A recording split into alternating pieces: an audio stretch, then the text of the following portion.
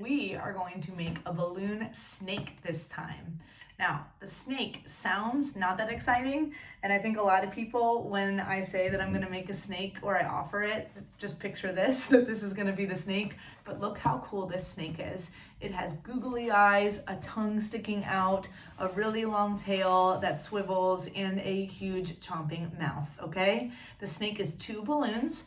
It's nice to have 2 different colors. They can be any colors you want, but it's nice to have the 2 different colors because then it really differentiates the eyes and the tongue versus the mouth and the body, okay? So this is our snake.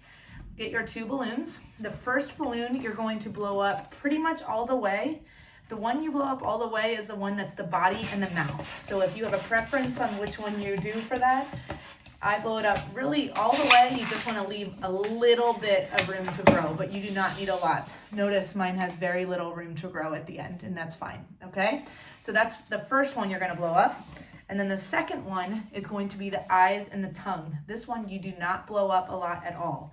Look how much I do. I think I do like one, ready? Like one basically push of the pump.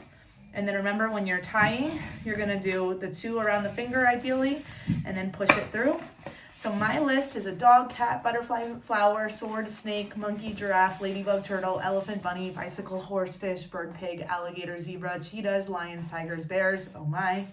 And that's because I like to have the snake earlier on. It's very fun for all kids, and really adults love this one too, because I think they have low expectations and then they get surprised by what it actually looks like. Okay, so the first step with the snake is the one with the longer one. So you can put the smaller one aside. I'm gonna put it right here. And so the longer one, all you're gonna do is you're gonna turn it. This is the mouth, so you get to decide here how big the mouth is. And the bigger the mouth, the shorter the tail, or the smaller the mouth, the longer the tail, okay? So you kind of decide your dimensions here. So I like to do about that large, but you get to pick, it's yours. And then where you tie it, right here, is take your thumb where you tie it, and then you're going to turn it in a circle, but then to lock it, if you've done maybe the sword potentially, then it's similar. You're gonna push it through to lock it. So ideally, when you let go, it stays. If you need to practice again, you can do that again, all right? The next one is you're gonna make the second loop about the same size as the first loop. This is the second part of the mouth. So you're gonna put the second loop about the same size. It doesn't have to be perfect, but about the same size.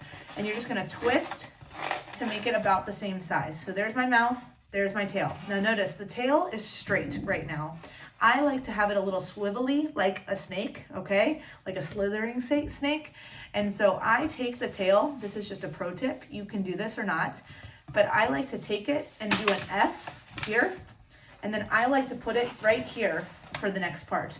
You'll see what that does in a little bit, but I like to hold it with an S, okay? So now I'm gonna take the one that I had set aside, and all you're gonna do is find the middle of the part that you blew up. And so you're just gonna twist it in the middle.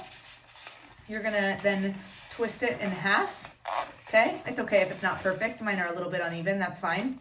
All right, and then you're going to tie these together. If you need help tying the knot, that's okay. I like to tie them just like I had tied knots before, where I put it through my other 2 hands.